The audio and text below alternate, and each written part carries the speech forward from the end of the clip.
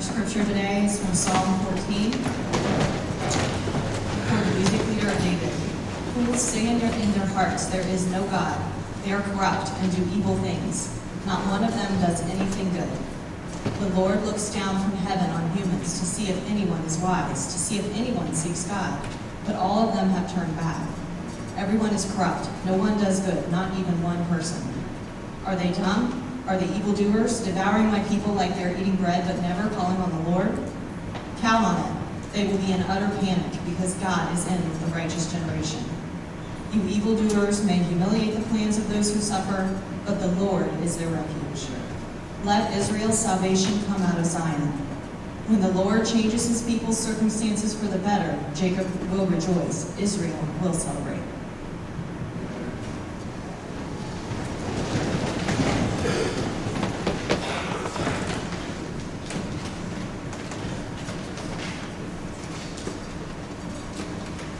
Let's pray this morning, shall we?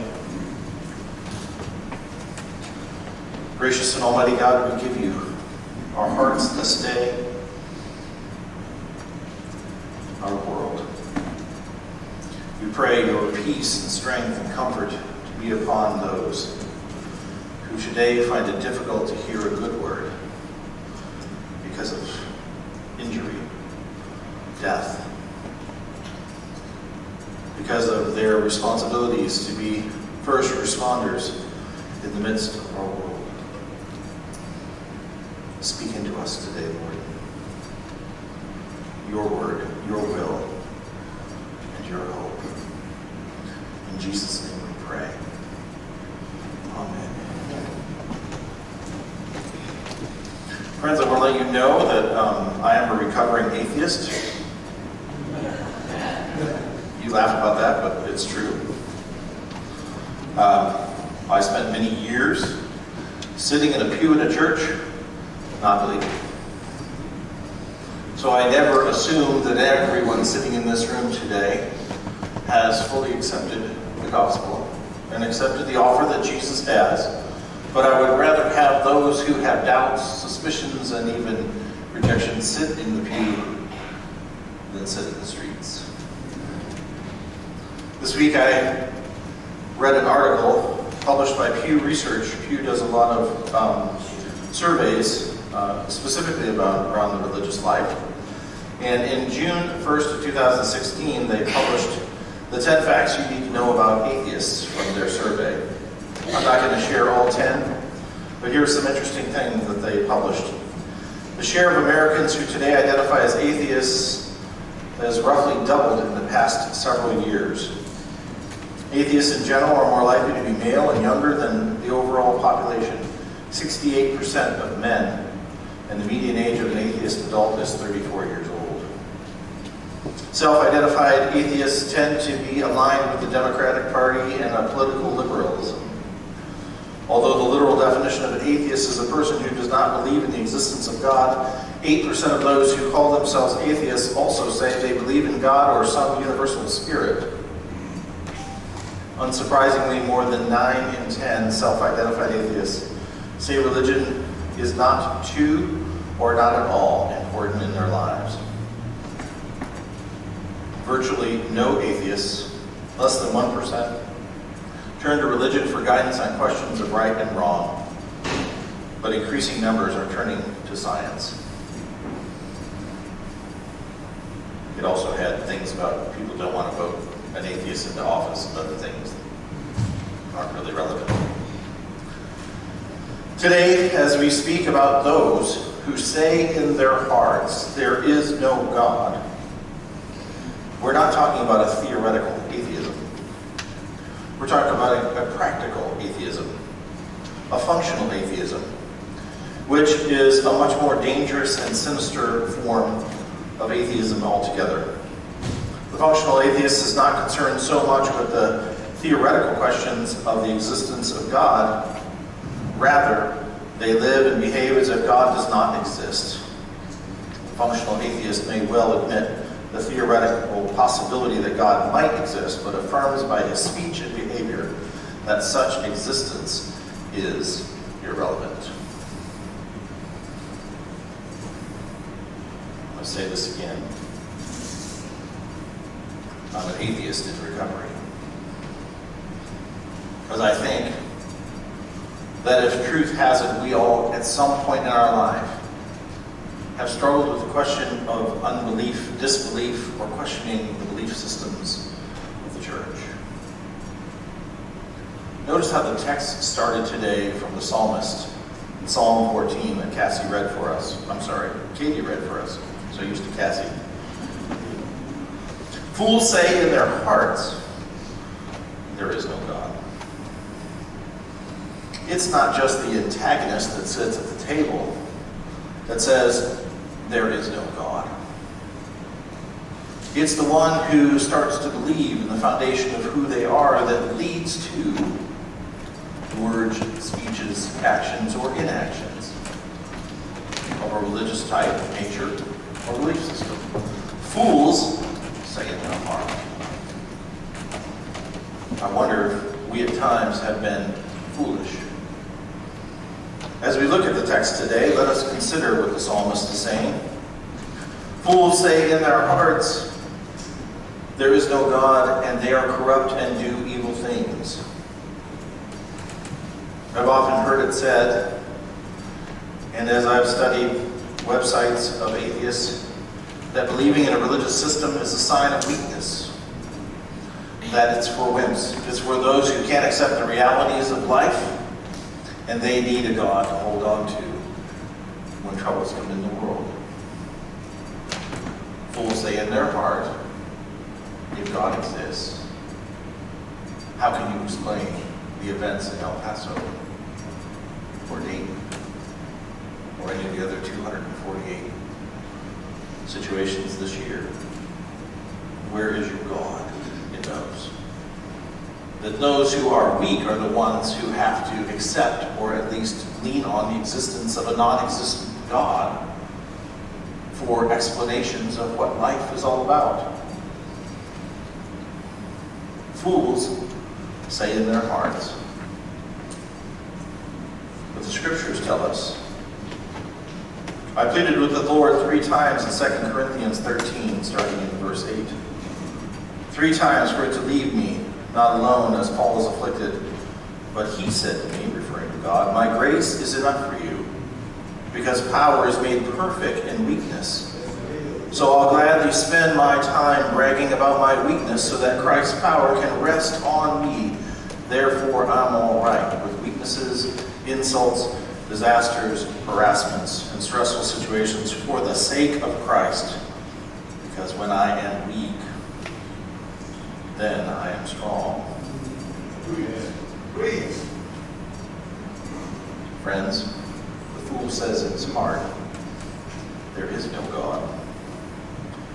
But the Christian says, there is no life without God. Right, that's right. And I say that because there is no way that we would ever accept the existence of God if we weren't first willing to admit our own wrongfulness. The fool says in his heart, there is no God, and seeks to see if anyone is wise. The argument commonly is science opposes religion. Evolution, biology, physics, mathematics, and the like can teach you everything that you need to know. Really? I've also been told directly, referring to this, no one can live life completely out of a book.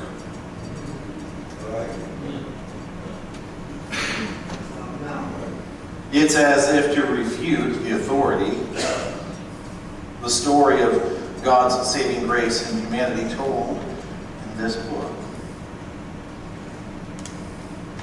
The fool says in his heart, is there anyone out there who is wise? But the psalmist cries out, your word, Lord, stands firm in heaven forever. Your faithfulness extends from one generation to the next. You set the earth firmly in place, and it is still there. And later on in Psalm 119, your word is a lamp before my feet and a light for my journey. I have sworn and will fully mean it. I will keep your righteous rules.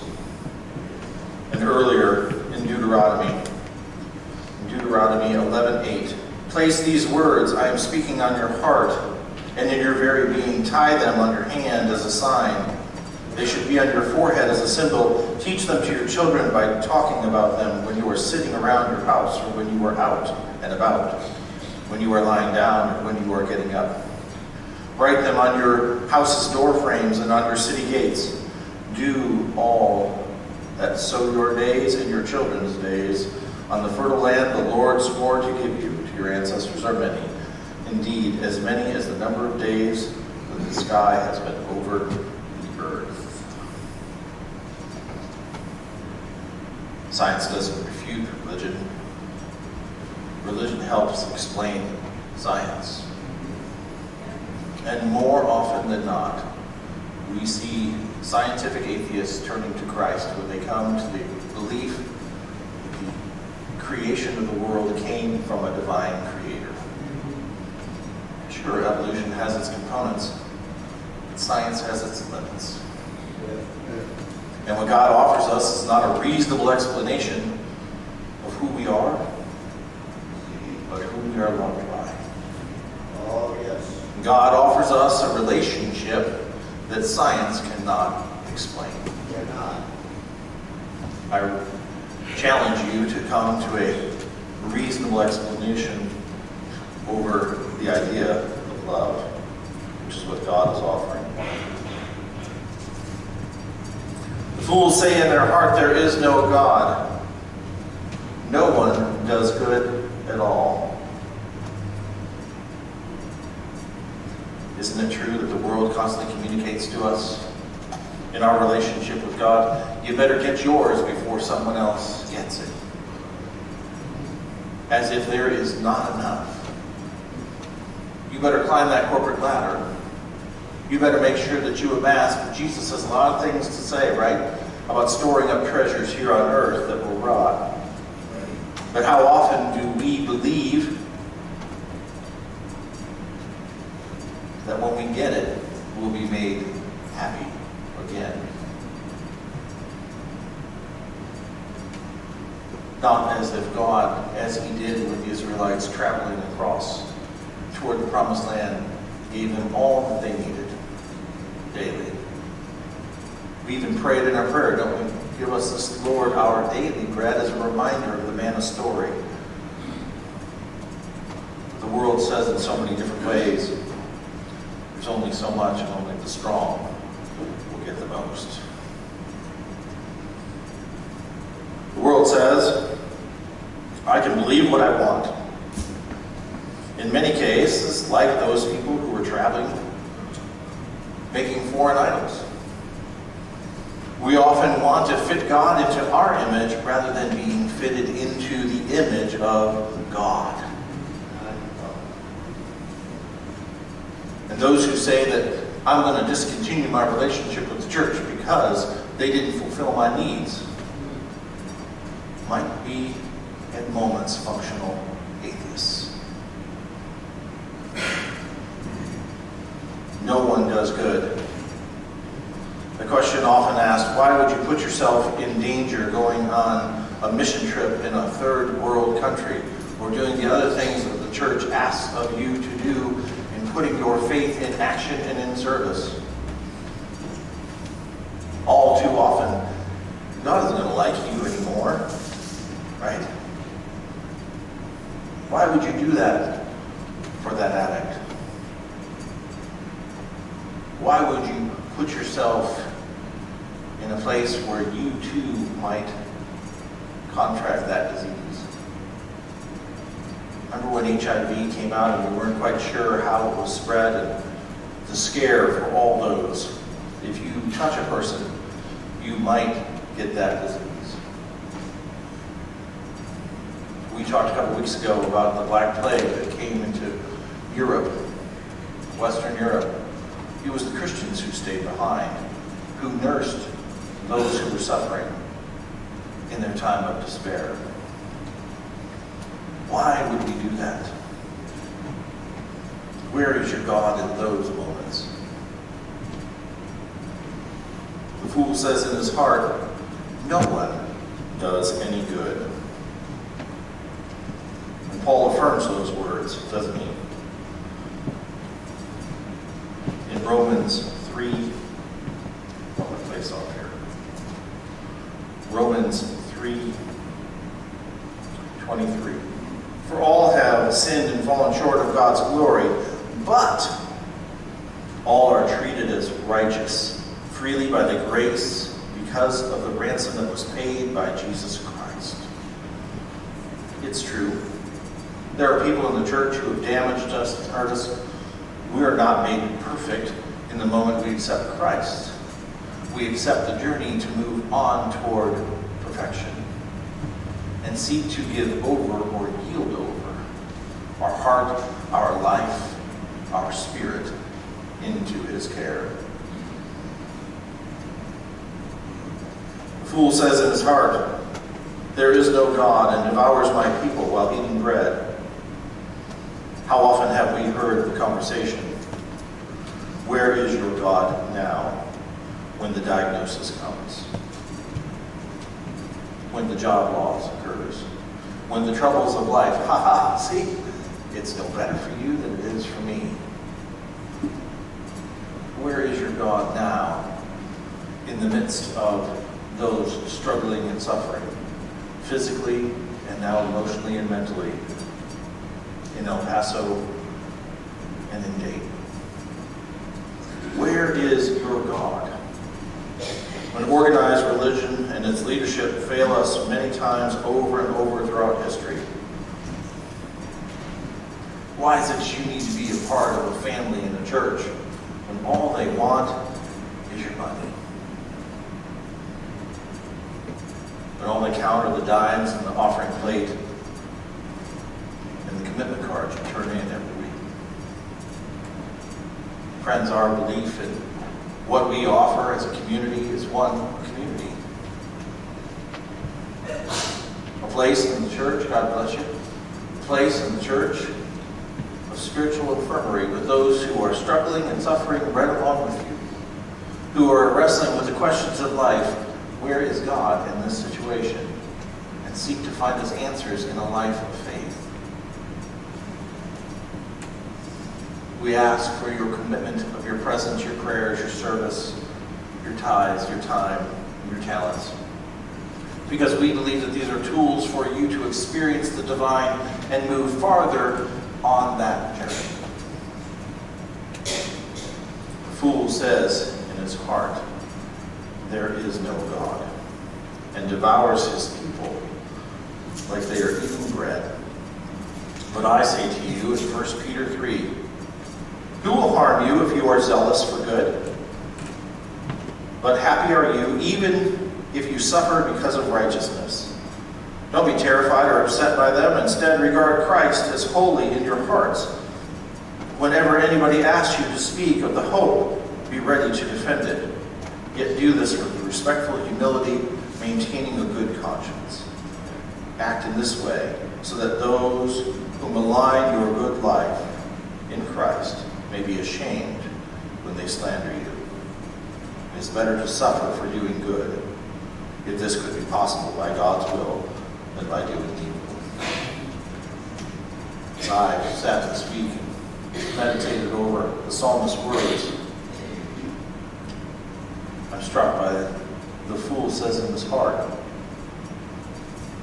Disbelief, doubt begins in the heart, doesn't it? We have a sense of our own justice. What's right, what's wrong, what's just, what's unjust. And we allow for a moment the doubts of our faith to creep in. It's natural. But we have a community of love and grace that stands ready to lift us up. We have a belief in a God who will transform us if we are willing to give ourselves over into him.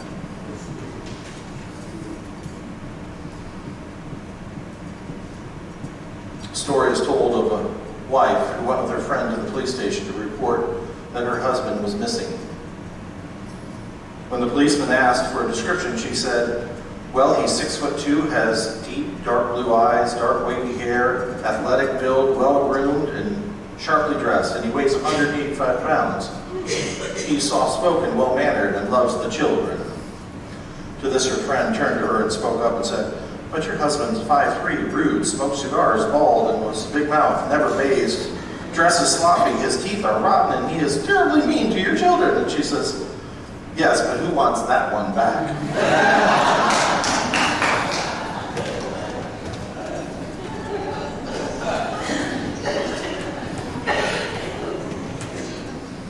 We can't trade in the faith, the belief, and the love we've been given.